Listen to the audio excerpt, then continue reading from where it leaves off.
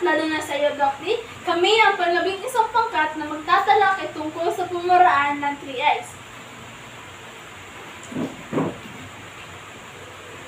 So ang panugat na pamuraan ay 3Is. So ang 3Is ay binubuo ng introduction, interaction, at integrasyon. So ito ay pinagsama-sama at tumutukoy sa isang komprehensibong diskarte o konteksto na makikita sa mga banghay-aralin, mga sulatin, mga kwento, at mga nobela. So, ang introduction. Ang introduction dito makikita ang pinakaunang yugto ng isang sulatin o ng banghay-aralin. Dito ipinapaliwanag ang kabuuang impormasyon tungkol sa isang paksa o kwento. Ang sunod naman ay ang interaction. Interaction dito nangukol or nakikita ang interaksyon nangyayari sa pagitan ng guro at ng kanyang mga mag-aaral, ng author at ng kanyang mga mangsa at marami pang iba. Sa integration nandito ay ito ay pinagsama-sama pagsama-sama ng iba't ibang elemento ng isang sulatin o ng banghay-aralin.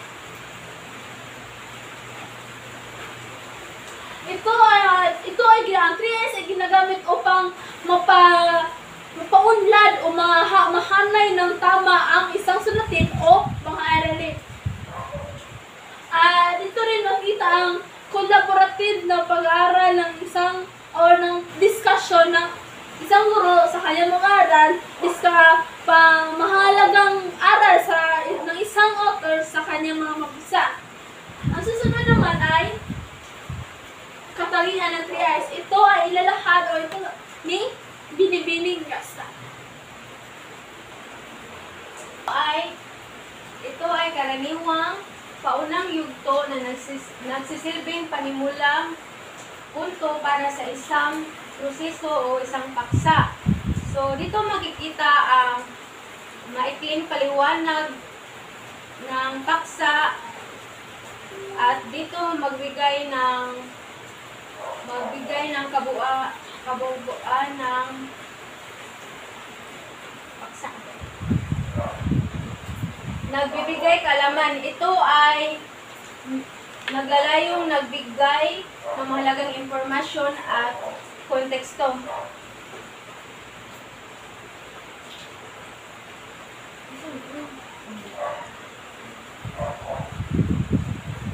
Next is kalinawan. Ang isang epektibong pagpakilala ay malinaw at maiksi na nagtakda ng yugto para sa mga sumusunod. Next is pakikipag-ugnayan. Dapat nitong makuha ang atensyon ng madla at tungkol at makabuo ng interes.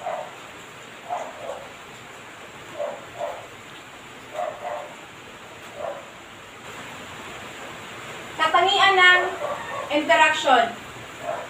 Una, komunikasyon. Ang komunikasyon ay isang pakikipag-ugnayan na nagsasangkot ng two-way na komunikasyon kung saan ang impormasyon ay napapalitan sa pagitan ng mga individual o mga bahagi. Ito ay, ang halimbawa dito ay ang pakikipag-komunikasyon sa pakikipag-komunikasyon sa mag-aaral o kaya sa mga kaibigan. Pangalawa, pakikipag-ugnayan. Dito hinihikayat ang aktibong pakikilahok at pakikipag-ugnayan sa mga kalahok. Ang halimbawa dito ay ang kasalukuyang nagaganap sa St. Cecilia's College, which is ang intrams. Sunod, pabago-bago. Ang interaction ay dinamiko at may kinalaman sa totoong buhay na pagpapalitan ng mga ideya o feedback. Ang halimbawa dito ay ang guro ay ang mga estudyante ay pinapangkat sa 5 ng guro at binigyan ng gawain at dapat ang bawat isa ay magbigay ng ideya sa isang paksa na binigay sa guro.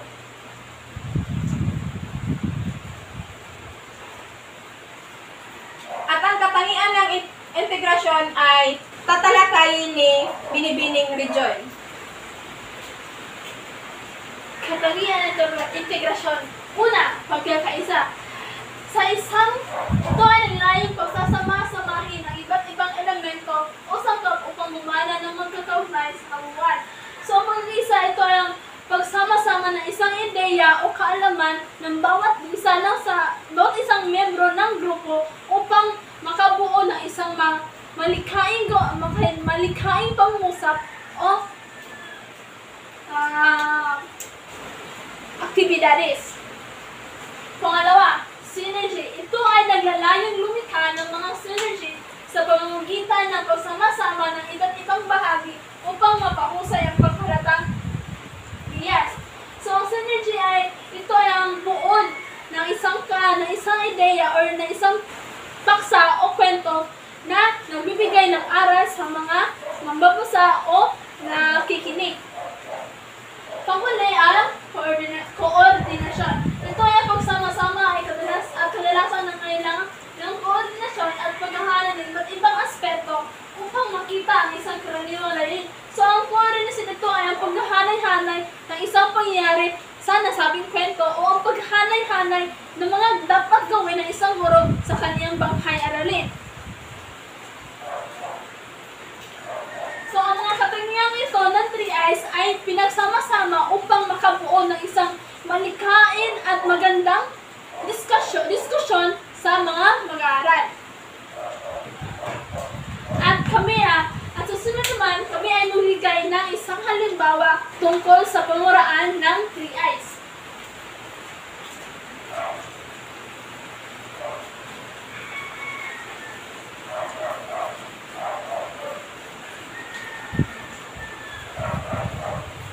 So, ang 3Is ay binubuo ng, ang layunin ng 3Is ay binubuo ng audience, behavior, cognition, condition, at degree. So, ang 3Is, sa punot ng PowerPoint presentation, ang mga mag-aaral ay sa ikalawang baita ay nakakakuha ng 75 katumpakan. So, dito rin makikita sa layunin ang objectives o ang cognitive, psychomotor, at affective. Susunod naman, pangalawa, pag-aaral ng nilalaman. Dito makita ang paksa na napili namin paksa ay ang mga uri ng pangusap ayon sa gamit.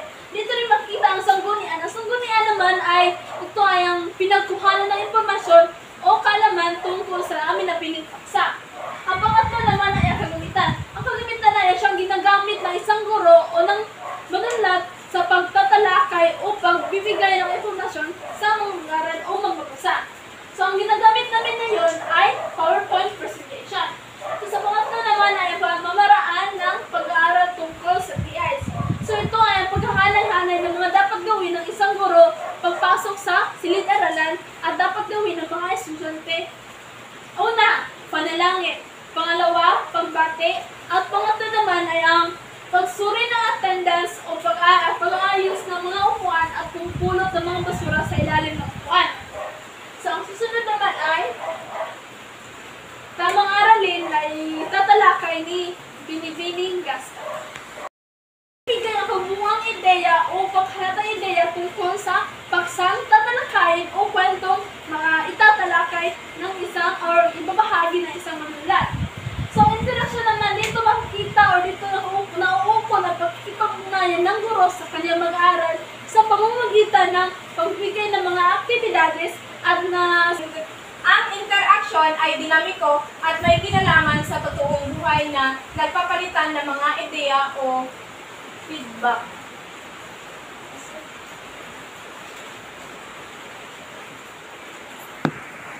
Ng impormasyon o kaalaman tungkol sa amin na piling paksa.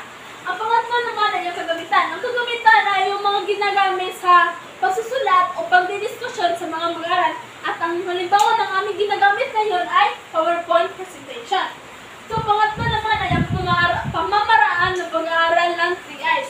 So, ito ay pagkahanay-hanay na dapat gawin ng isang guro o ng mga mag-aaral sa loob ng silid-aralan. Una, panalangin. Pangalawa, pagbati. Na tinatalakay kahapon na which is simuno at panaguri.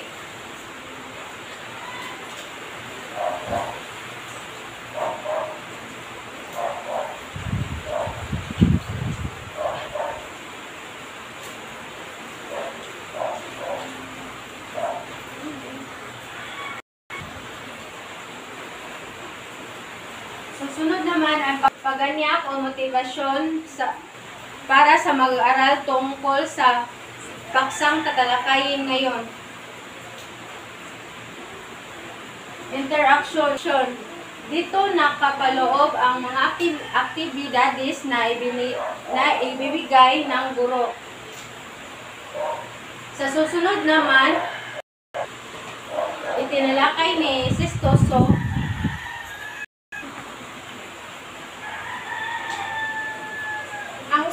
ang susunod ay ang talakayan. So dito tatalakayin ng guro ang ang paksang napili. Ang halimbawa na napiling paksa ay ang uri ng pangungusap. So, dito namin itatalakay kung ano ang ibig sabihin ng pasalaysay, padamdam, patanong at iba pa. Paglalahad. Ang paglalahad. So, ang guro ay magtatanong sa mga mag-aaral kung may natutunan ba ang mga mag-aaral sa kanyang paksang tinalakay. Sa evaluasyon. So, ang panglima ay ang evaluasyon. Sa evaluasyon ay ang guro ay magbibigay ng pasulit sa kanyang tinatalakay na paksa. At ang panghuli ay ang takdang aralin.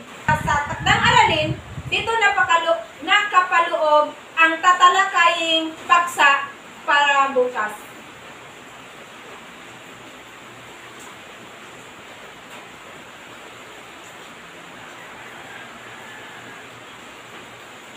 Iyon lamang po at maraming salamat.